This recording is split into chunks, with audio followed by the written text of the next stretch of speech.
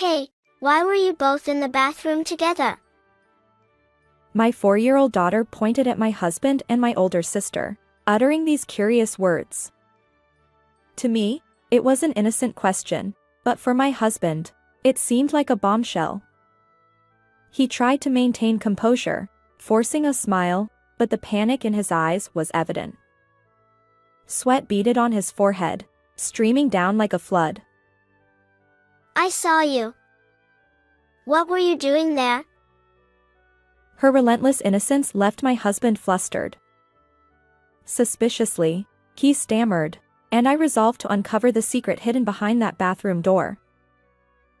I'm Olivia, a 33-year-old and working in a major food company in a regular position. My husband, Michael, and I met 6 years ago through a mutual acquaintance. Our connection blossomed, and a year later, we tied the knot. Following my pregnancy, we used our combined savings as a down payment and secured a mortgage to buy an apartment. Soon after, I gave birth to our daughter, Mia, and returned to work after maternity leave. Balancing work, household chores, and parenting was a juggling act, but luckily, my husband cherished our daughter and was incredibly supportive. Living near both sets of parents, mine and my husband's, plus my sister and her spouse, we had a strong support network. Especially my sister, Sophia, who didn't work and had no children of her own, doted on Mia like her own. When Mia turned 3, I was entrusted with a crucial work project that often required weekend overtime. At times like that, my sister would come over to our house for my lonely daughter, and often spent time together with my husband and daughter. I felt immense gratitude toward her. Thanks to this arrangement, I successfully completed the project and even secured a promotion. Everything seemed perfect, and I basked in happiness. Little did I know that betrayal from someone I trusted would shatter this idyllic life. At that moment, I couldn't fathom the cruel reality awaiting me. It was my daughter's 4th birthday party, and our home was filled with not only our immediate family but also both sets of grandparents and my sister's family. As everyone celebrated and watched our daughter open presents, she beamed with joy, and the adults reveled in her growth. It was a harmonious and pleasant time. However, the atmosphere took an odd turn when my sister excused herself to use the bathroom. My daughter suddenly asked, Why doesn't Daddy go with Sophia? Her words caught my sister off guard, and she paused. Why would Daddy go with her? Going to the bathroom is something you do alone, right? I responded absent-mindedly, assuming my daughter was referring to her toilet training days, even though she was now capable of going by herself. But then my daughter uttered unexpected words. But I saw you both go together the other day. Really? I asked, taken aback. Yeah, She continued innocently. I saw you. But why were you both in the bathroom together? You're adults. That's weird. Her smile remained intact as she questioned us. What was Mia talking about? Confused, I glanced at my husband. His reaction was evident. He looked startled, eyes darting left and right, sweat forming on his forehead. Oh, last Sunday, right? We were fixing a clogged toilet together. He stammered. My sister chimed in. Yes, that's right. It was quite a challenge. My husband forced a dry laugh, but he kept fidgeting intensely and seemed restless. My sister wore a similar strained smile, nodding along. The other adults, including me, were speechless, taken aback by this unusual exchange. Let's watch a DVD with Daddy over there, Mia. My husband quickly changed the subject. Yay! Mia agreed. My sister added. Almost forgot. I was heading to the bathroom. They hurriedly left the room, escaping the awkward tension they had created. Something seemed suspicious. The truth was, my husband occasionally told silly lies. It was trivial stuff, pretending to shower when he hadn't, blaming our daughter for eating my stored snacks from the fridge, and other minor things. When I sensed his deception, I'd usually respond with a nonchalant, "Oh, really?" But in those moments, he'd invariably start babbling with feeble excuses, digging his own grave. And without fail, his eyes would dart around, and he'd break into a sweat. Doubts about my husband led me to have a conversation with my daughter after everyone had left that day. "Hey, Mia, did you see the toilet clogged at home?" I don't know.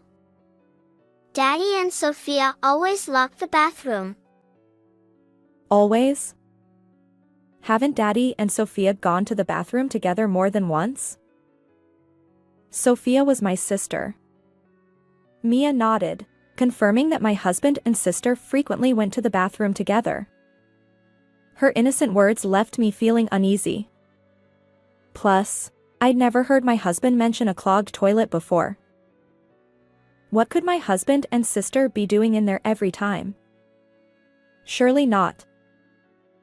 Despite my growing suspicion, I dismissed the thought. After all, it was my sister. Betrayal from her seemed inconceivable. Torn between emotions, I decided to investigate their actions for now. During a weekend overtime shift, I decided to set up the baby monitor camera we used when our daughter was an infant. After returning home, I checked the recorded footage and was left utterly speechless. My husband and sister, wearing expressions I'd never seen before, affectionate and intimate, had their arms around each other, behaving inappropriately. Even that alone was behavior I didn't want in front of our daughter. But then, from the audio data on the baby monitor, I heard the decisive words, "I love you." Me too. They exchanged kisses, completely unaware of our daughter watching. Caught red-handed! I screamed internally. Eventually, my husband's words, "I'll take you to heaven today too," accompanied by their intertwined hands, led them toward the bathroom. They didn't return to the living room for quite some time. How dare they engage in such indecent behavior right under our daughter's nose? What heaven are they talking about? Both of them will pay in hell. Mark my words. I vowed never to forgive my husband and sister, igniting the flames of revenge. After much internal struggle, I decided to gather decisive evidence of the affair. While the baby monitor footage alone should suffice, I knew that merely confronting my husband with a kiss wouldn't be enough. He'd likely counter with excuses. I couldn't bear to hear his flimsy explanations. Yet, installing a camera in the bathroom felt too invasive. So, I set a trap. Conveniently, our daughter had an overnight stay at daycare scheduled for the following weekend. I fabricated a sudden business trip, and my husband's eyes lit up. "I'm sorry for always leaving everything to you." "Don't worry about it. I'm more concerned about you working too hard. Take care of yourself." "Yes, thank you. You should be careful too." My words carried a different meaning, but he seemed oblivious, already imagining something else, as if my words didn't reach him. On the appointed day, after dropping our daughter off at daycare, I headed to a nearby diner. Checking the baby monitor footage on my phone while keeping an eye on the street, I saw my sister eagerly approaching our house. Soon, through the camera, I witnessed my husband answering the intercom and welcoming her inside.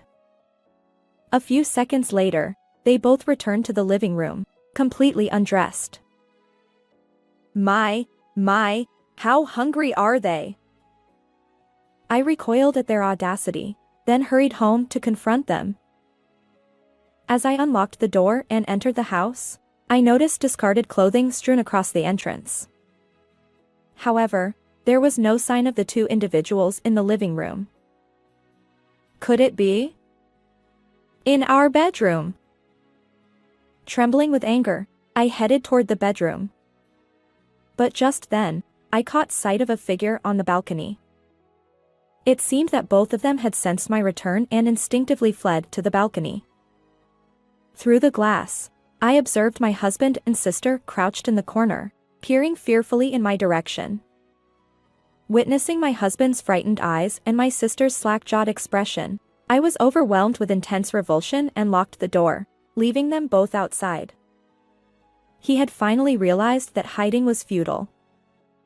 He, one hand awkwardly covering a certain part of his body, tapped on the window, pleading, Olivia, it's not what you think. I want to clear up the misunderstanding, so please let me in for now. My sister clung to his back like a baby koala, desperately trying to conceal herself. Hey, why are you still talking about misunderstandings? This is a caught-in-the-act situation. My husband retorted. We hadn't done anything yet. It was just an attempt, so cut us some slack. Don't play games with me. Do you think I'm unaware of what you both usually do in the bathroom? That's a misunderstanding too. We were really just fixing a clogged toilet.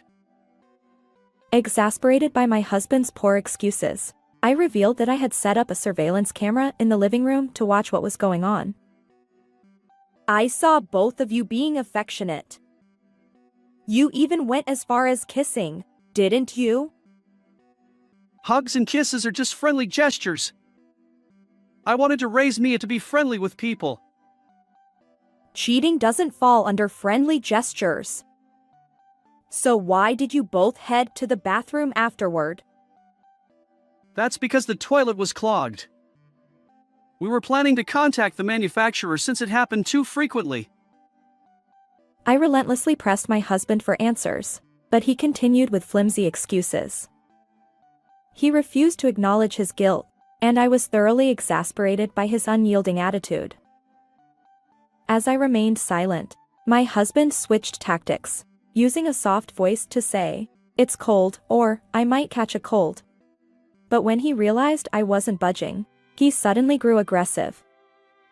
His demeanor changed, and he pounded on the glass, shouting at me. Enough! You think you can just stay quiet and get away with it? If you don't open up, I'll break this glass. I sighed at his despicable behavior. Fine, then admit your relationship with Sophia. Today isn't the first time, is it? Fine, I'll admit it. Sophia and I have been getting close in the bathroom for the past 6 months. Don't make a fuss over something so trivial.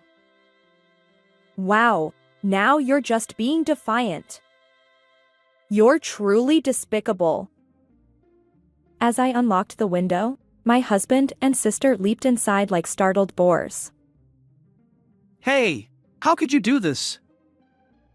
He lunged at me, but in the next moment, he noticed the figure behind me and widened his eyes. Dad! And everyone else!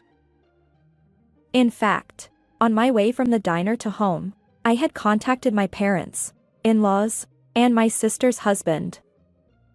Without needing a detailed explanation, they immediately understood the situation, having witnessed my husband and sister's strange behavior during our daughter's birthday party.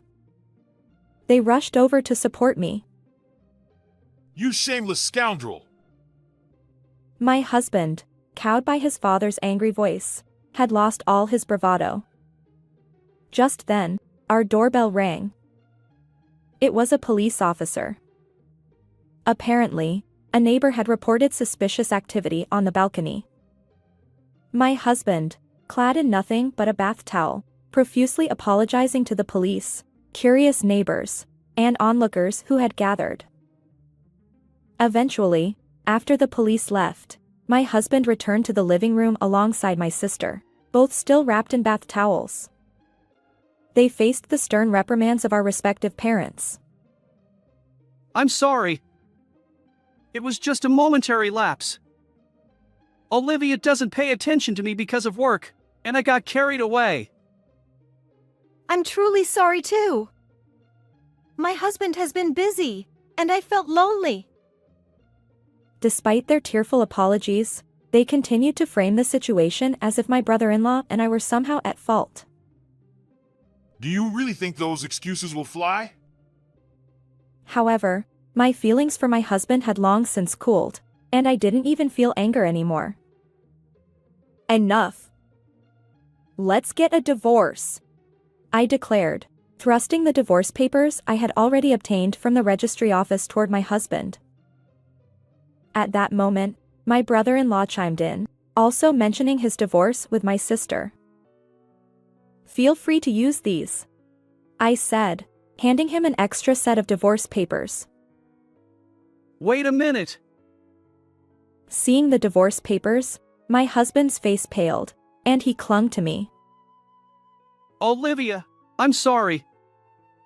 I truly love only you. Let's start anew, like flushing away the past, just as we do with the toilet lever. What? What are you saying now? I can't forgive you for doing something indecent in Mia's presence. I had no choice. Sophia kept pestering me. Her persistence wore me out. Suddenly, my sister, who had been sobbing quietly, changed her expression. She grabbed my husband's hair and shouted at him. Hey, don't blame others. You were the one who made the first move, weren't you? Shut up. I thought it was just innocent physical contact. But you took it seriously, you love-struck fool. Huh? Which one? I said after Mia took her nap. But weren't you the one who couldn't wait and lured me to the bathroom? That's rich, coming from you. I suggested going to the bath. But wasn't it you who said the toilet would be more thrilling? The two began an ugly quarrel, trying to pin the blame on each other. Enough already.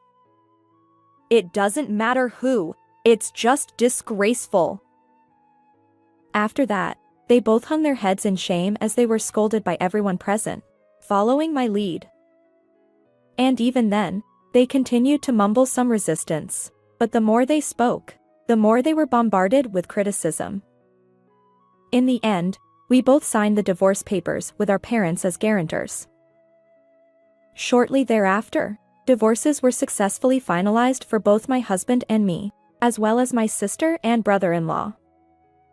I demanded alimony of $20,000 and child support of $70,000 from my husband, as well as $35,000 for the apartment we bought together, and $14,000 in compensation from my sister.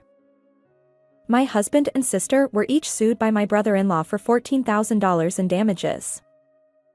Meanwhile, the scandal had become neighborhood gossip, and my husband, unable to continue living in the apartment, was forced to sell it, leaving him with a debt of $200,000, including the remaining mortgage. His embarrassing reputation had even reached his workplace, leading him to resign soon after. Now, my husband and sister, estranged from their parents, share a rundown apartment without a bath but with a toilet. They struggle to repay their debts and constantly argue. On the other hand, I return to my parents' home with my daughter. Her grandparents still treat her kindly, so she doesn't feel lonely. Grateful for everyone's support, I've resolved to raise my daughter well and continue working diligently. How did you find this story? Don't forget to subscribe to the channel. Until next time in the next video.